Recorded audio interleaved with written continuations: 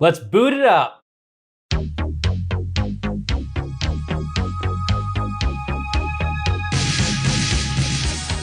All right, and welcome everyone. As always, I'm Matt. I'm Drew. And this is Reboot Review. This is our show that we're doing in between seasons of the Back Again podcast. And since we are in the month of October right now, we are picking some Halloween/horror classics and doing the reboots to those original movies. And today we're going to do the reboot to the 2004 The Grudge movie. And we're doing the 2020 version of The Grudge. We're doing Sam Raimi's Productions reboot of Sam Raimi's Productions, The Grudge. So The Grudge comes out in 2020. This has a budget of $10 million to $14 million is what it says online. And it has a box office return of $49.5 million. This is going to be my plot synopsis of The Grudge 2020. A troubled detective begins questioning her own sanity after entering a suburban house with a legend of a curse that has traveled from overseas. So let's go ahead and talk about this reboot, if you will. The term that they use on Wikipedia for this movie is a sidequel because it is taking place simultaneous to the events of the first Grudge, apparently. It is, but it isn't at the same time, because what they're doing is they're suggesting that there was still an American character, very similar to the character of Karen in the 2004 Grudge. However, the only difference I believe that they're doing is that instead of Sarah Michelle Gellar being in that hospital in the last shot, or potentially burning down the house, there is another that idea of Karen went back home to America, to her husband and to her family. That character is not named Karen, though. It's not named Karen, but I think that that's the placeholder of what they're trying to do. They're trying to suggest that this curse that exists, because at the beginning of the 2020... It's very vague. It's vague, but at the beginning of the 2020 Grudge, that caretaker is calling the former caretaker on her phone, and that's Yoko, right? And if you're connecting that to the 2004 version... At that point, Yoko's already dead and Sarah Michelle Gellar is taking the place. So what I think they're doing is they're saying this caretaker in 2020 Grudge is like the Sarah Michelle Gellar character, but Sarah Michelle Gellar doesn't exist anymore. So they're taking this character, they're saying that she experienced some weird stuff, she can't get a hold of Yoko, but instead of staying and experiencing more of it, she decides to go home back to America where she thinks is safe. But because of that, the curse then travels overseas with her, and now we have the curse in America. That's right. The whole mythology of a curse being tied to a location is now following people because we needed to. I have some bullet points of what we can kind of talk about. And just to start it off, let's talk about this curse with the Grudge, right? So in the 2004 version, there is a family, and the husband of that family believes that the wife is cheating on him because she has pictures of Bill Pullman everywhere. So he commits like a horrible act, which is double homicide suicide.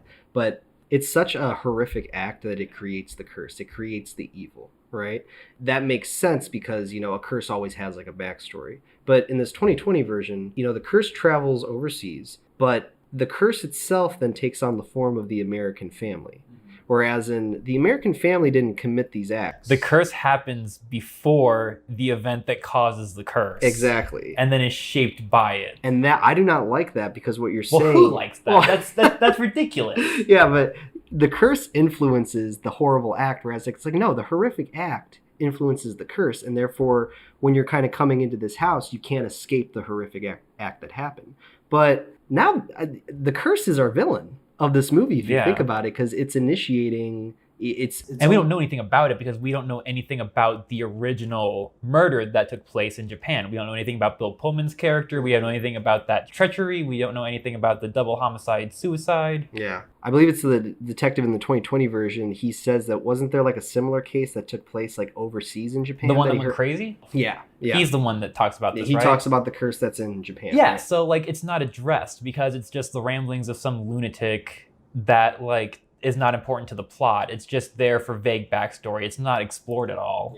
Yeah. They don't go back and directly connect the horrific events, the nature of the horrific events or anything. It's just more curse. Yeah, but it's more backstory. It's under the assumption that you have, right? Like this movie is not presenting itself as a brand new story. It kind of is. That's what a reboot does. But they are very heavily reliant on the original source material, because that opening scene when she's talking to Yoko and she's standing outside that house, that is like a signal to us, the audience, that's like, oh, the Grudge, it's continuing. Like, we know what's going on. And don't get me wrong, like, I don't mind it. Like, I do think that there's something clever about how they decide to get this thing to America, just in the sense of how to make an American version and continue it. But it's still very reliant on your knowledge of knowing what the Grudge curse is to some degree, or else they just would, if they weren't relying on it, they would have just had the murder take place in America. That family, they would just continue the same story where husband and wife, one of them is in love with someone else, they get jealous, they commit a horrific act, and then it creates the curse. But they don't do that.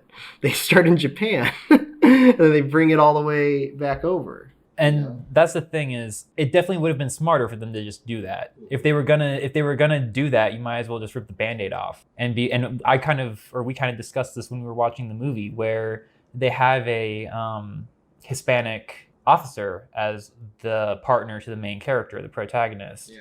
And I thought that they were going to tease, because of his background and his especially his Catholic upbringing. I think it was Catholic. Sure.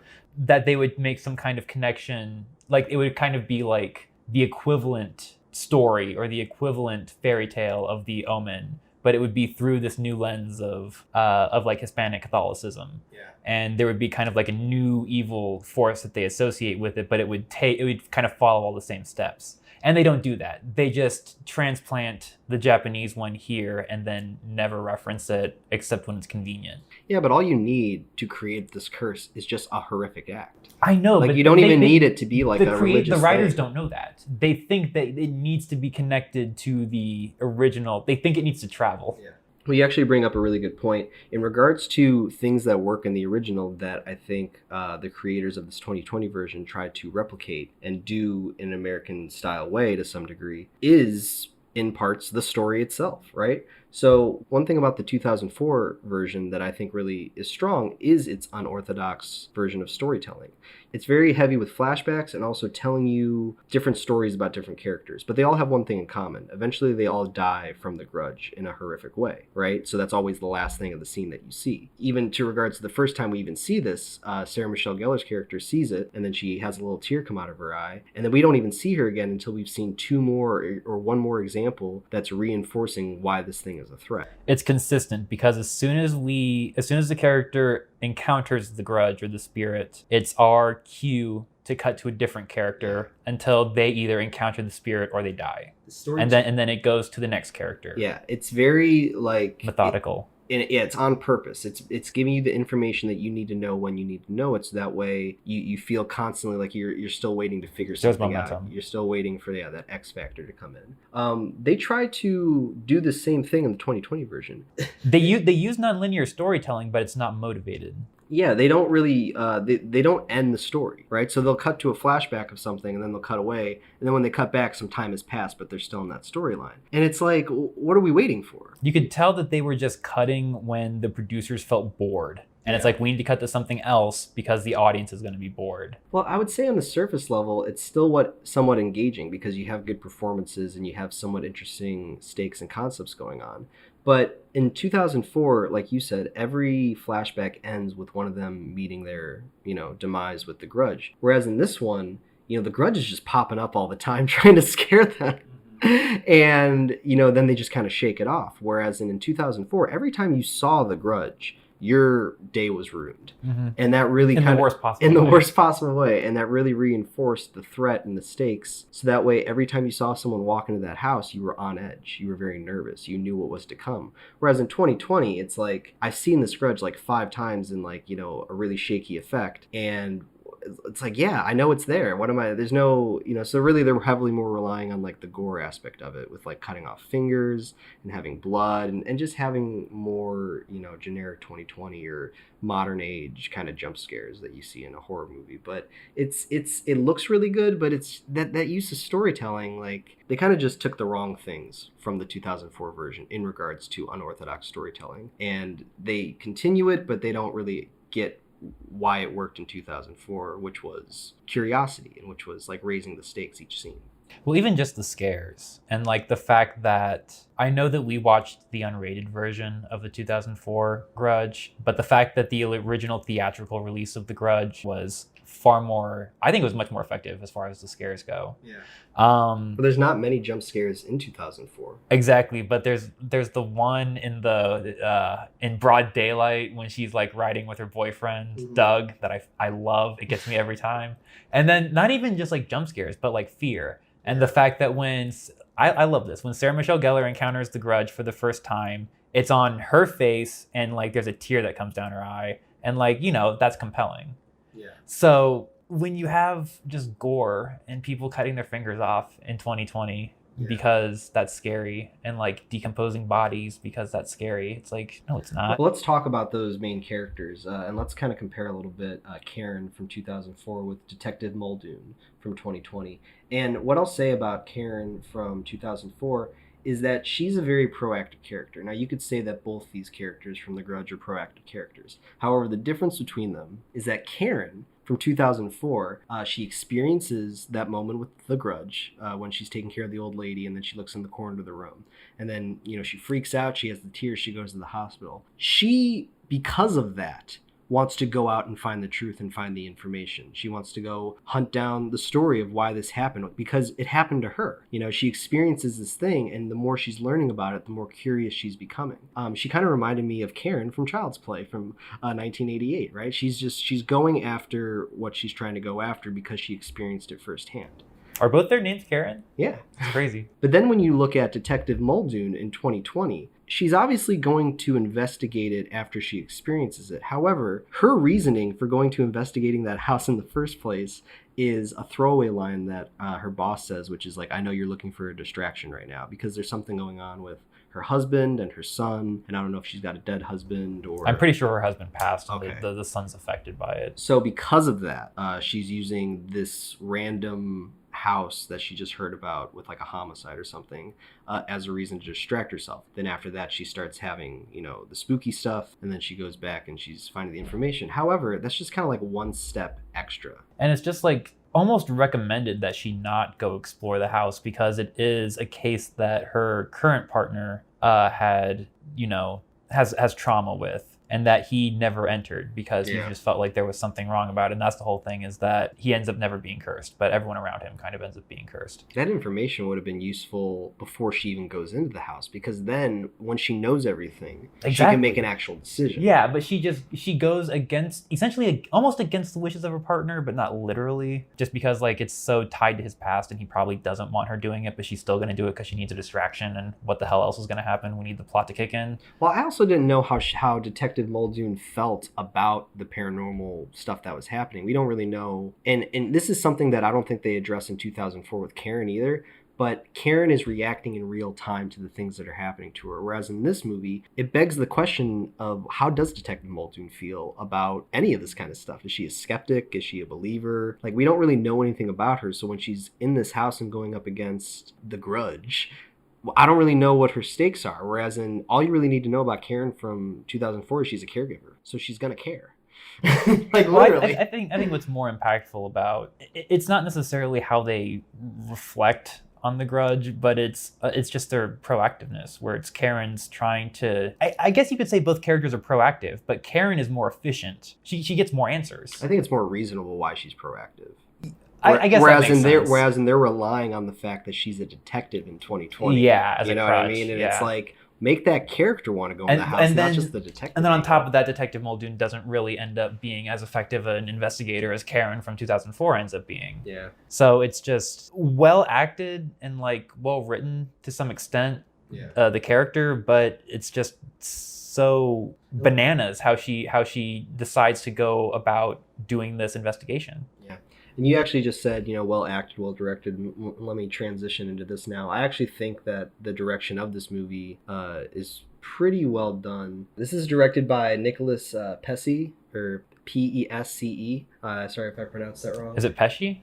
I don't know. But like I said, I think the movie is well directed. I do think that the first half of this movie is actually pretty engaging to some degree, because you're trying to figure out what's going on. It's really the payoff that kind of underwhelms it, but it is a good looking movie. However, I do feel like there is a lot of producer meddling in this movie because of these types of jump scares in which they're doing and how much of the monster, how much of the grudge that they're showing. But also this thing where when a character is dreaming, she's going to be dreaming about previous scenes from the movie that are like a setup before something scary is happening. So she's like sleeping and it's like, don't go in that house. And it's a scene from when he's like, don't go in that house. Mm-hmm. We got to remind us. Yeah. And that's, it just feels like they got obviously a more newer director, even though he's got some credits here on IMDb. And then they just like didn't trust him 100%. And it's like, maybe if they would have trusted him 100%, and obviously this is just speculation, but when I see these kind of flashback dream sequences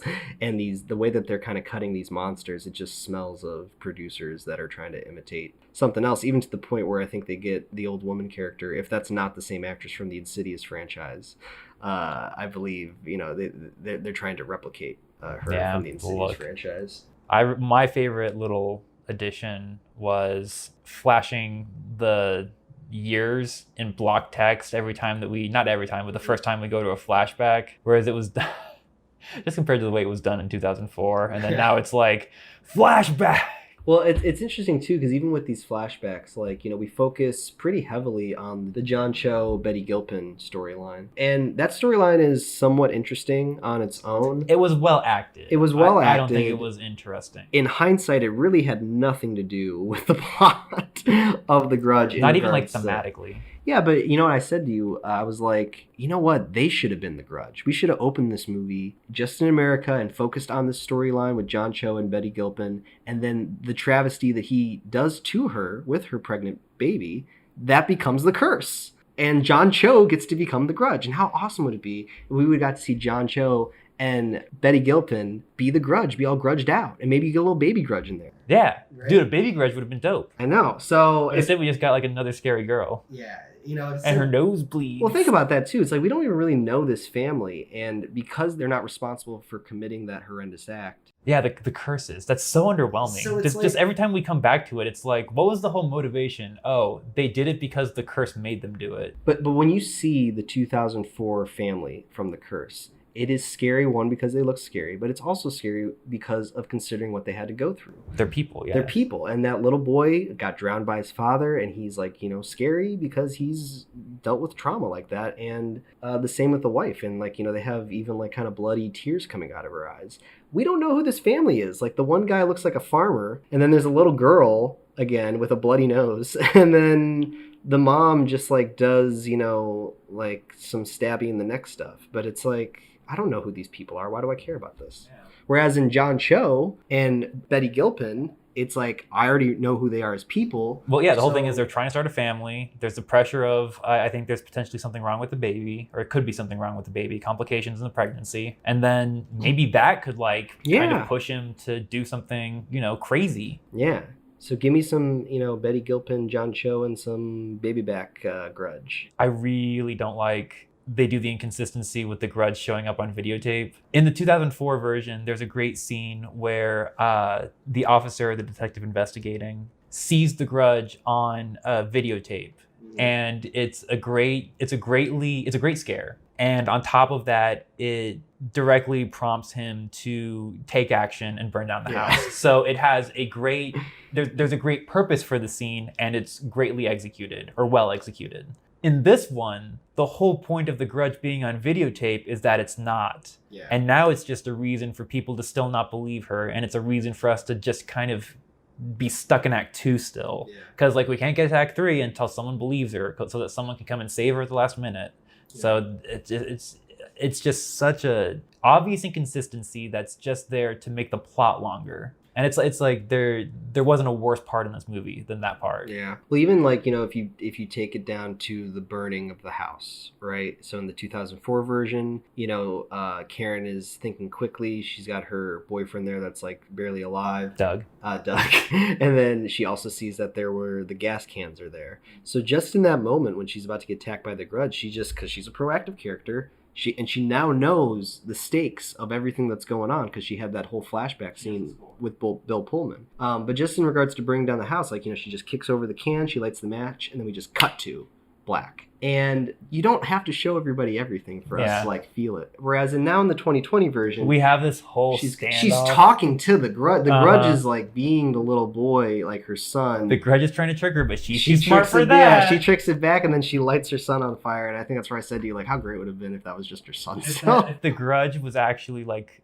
smart and just that would have been great. But even how they use that, because there's going to be two gimmicks that we're going to bring up here after the fire right now. And the first one is going to be the Grudge manipulating voice and looking like someone to trick you, and they use that more effectively in the 2004 version because you don't expect it coming because it's in the middle of a flashback. It doesn't use it consistently. It only uses it like a handful of times to keep you on your toes. And in this one, it's all the time to where it's like coming out and it's like, come on, mom, let's get out of here and stuff. And she's got to like test this little, child Grudge or whatever. But even then before that too, in the 2004 version, Karen seems to be, in the flashback that Bill Pullman also is experiencing, right? So Bill Pullman... Well, he's like experiencing a flash forward, isn't he? Because he can like sense Sarah Michelle Gellar, can't he? Oh, yeah. So he can like kind of feel her there also a little bit is what they're hinting at. But this is how we're kind of getting told the main story of what happened. It's through Bill Pullman's eyes, but it's also through Karen's eyes at the same time. With the 2020 version, they literally don't have any kind of way to get Detective Muldoon to find this story. So they literally just have the house say, let me tell you a story. Exactly. It's like look at this. It's so... they just show you what happened. It's convoluted in 2004, but at least it like makes sense because it's kind of like the last minute rush if we've got to get all the information across. Yeah. And so it's like, okay, the two characters are putting their information together in a really weird supernatural way, but it is like really it's interesting in the way it's portrayed. I like Bill Pullman being able to like sense Karen, and there's like some flash forward stuff and like the way the information is revealed to him, where he sees the boy first and then goes to like discover that the mom's been killed and then the dad's been killed and then the son ends up killing himself, or I can't even remember. But even think about the stakes with that, because we start our 2004 movie with Bill Pullman committing suicide, and we don't know why. And then, so by the time we get to this third act reveal, we're waiting for the story first of all.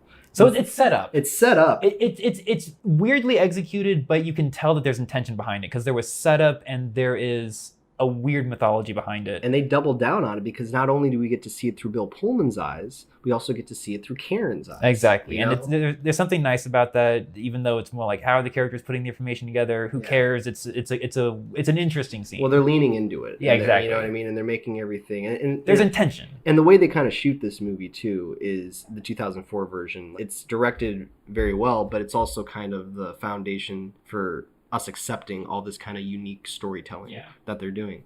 So like in the 2020 version, it's just exposition. We don't have any stakes as far as what our characters want to learn about the Grudge or about the history of the Grudge. On top of that, we already know that the Grudge itself made the family kill the family. And not only that, they say in the police report that this mom like killed her family.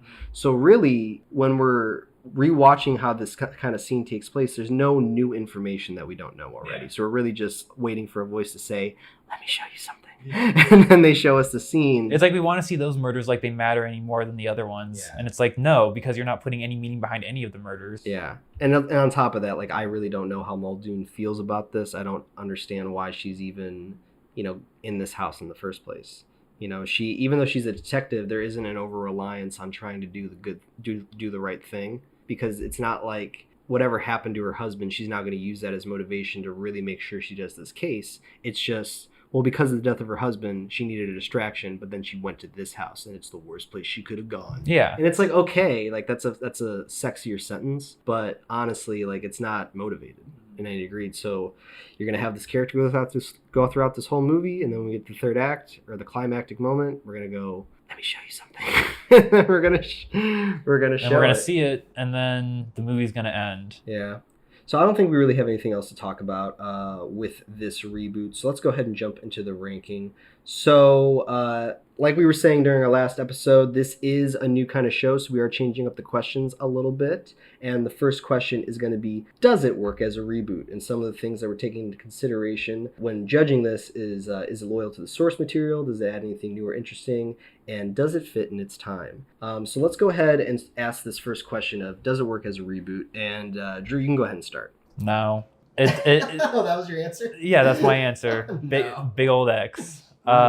It does not add anything new, nothing fun, nothing sexy. It does not. It's barely loyal to the source material. Like I said, it keeps a non-linear narrative. Mm-hmm. And as far as executing that narrative or doing anything similar with the horror or honestly even the story, there's just nothing. Yeah. And then as far as just like fitting in thinking just technically and as far as like when would have been a good time for a reboot, like something like this, if you're going to do something like this where it's just the same Grudge from 2004 coming to America, you should have just done that like back in 2006. That should have just been like your first sequel, honestly. Well, I think they made a sequel actually to the 2004 I know, version. but this seems like a sequel. Yeah, but whatever the sequel to The Grudge was back in 2006, I feel like this is actually the sequel. We gotta watch that sequel sometime for the Back Again podcast. We do, yeah. Because Sarah Michelle Gellar returns for that sequel. Yeah, so. I'd be down to double down as long as we're not watching this one again. I don't know what else to say about it.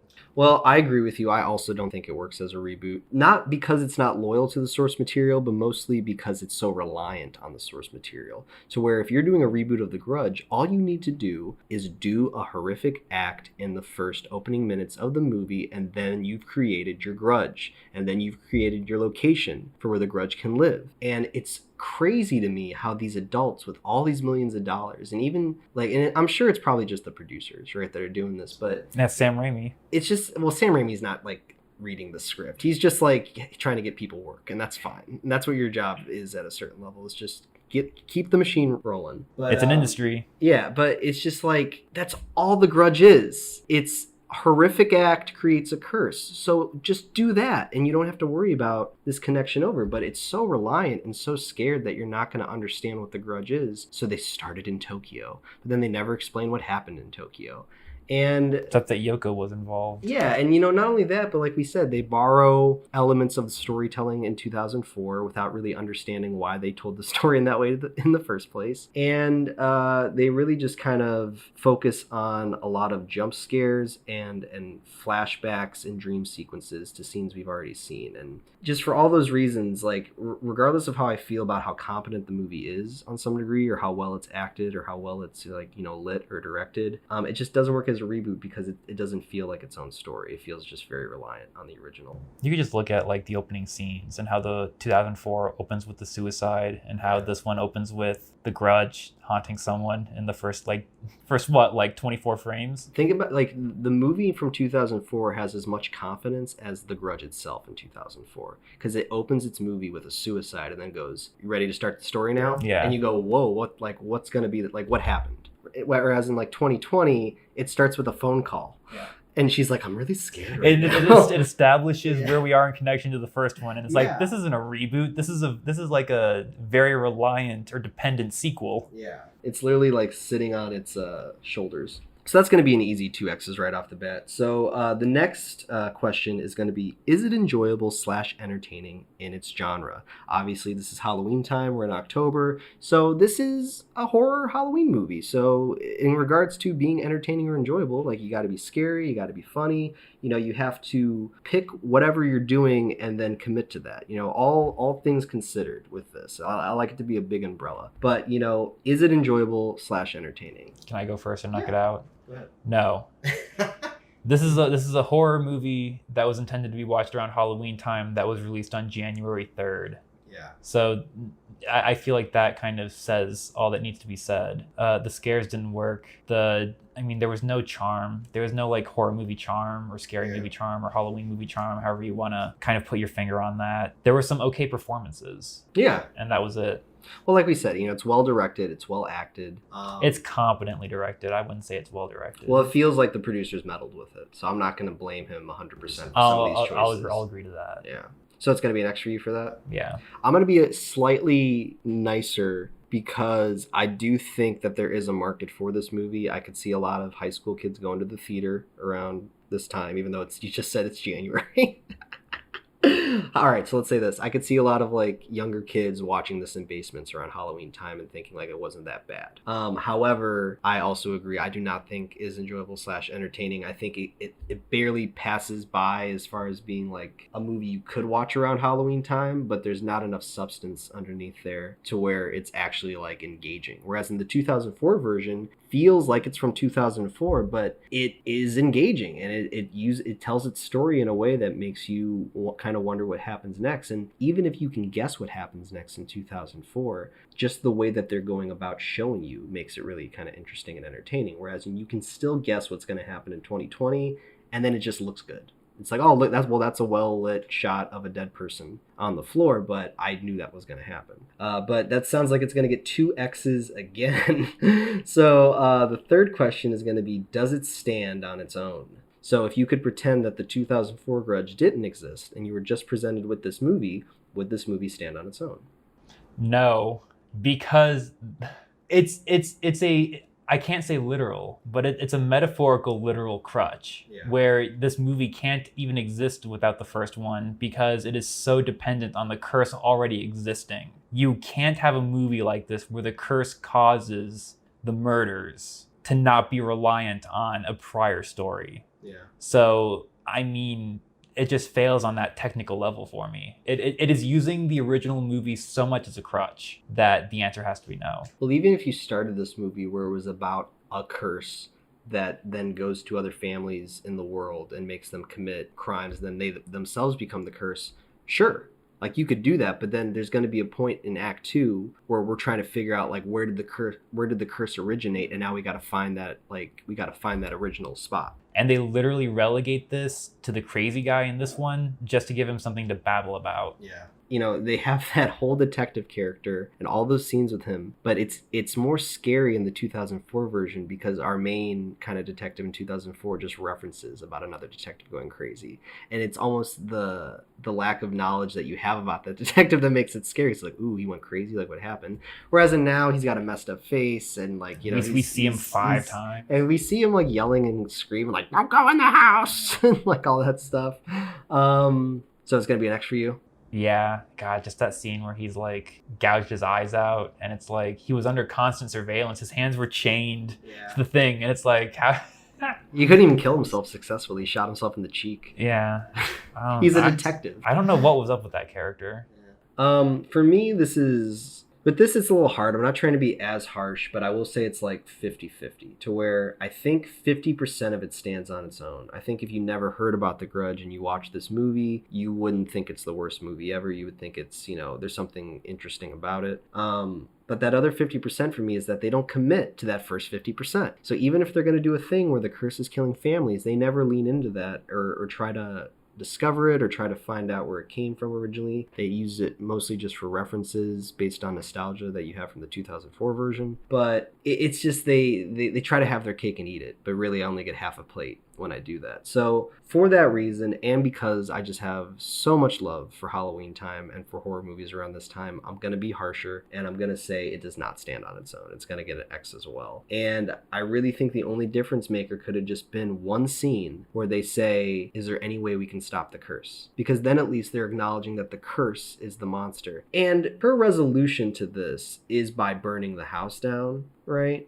But apparently that doesn't work because the curse can just follow people. Yeah, but no one told that character that the house being burned down would solve it. Like in 2004, this detective is burning down the house based on like just his own anxiety. He doesn't know if this is going to work either, but we don't know that. All we know is that he is deciding to do this to the house. He's almost like the audience. He's like the one who's seeing all this fucked up shit and is like, what would you do? Oh my God. Yeah, and it's like, what would you do in that situation? And he kind of responds how we would, which is, I'm going to fucking burn the house down. Whereas by the time Detective Muldoon is going to burn down the house, you could almost make the argument too. It's like, whoa, why are you burning down this house? You don't even know what's going on in this house yet. But no, instead it's just like, I'm a detective. I'm going to burn down this fucking house.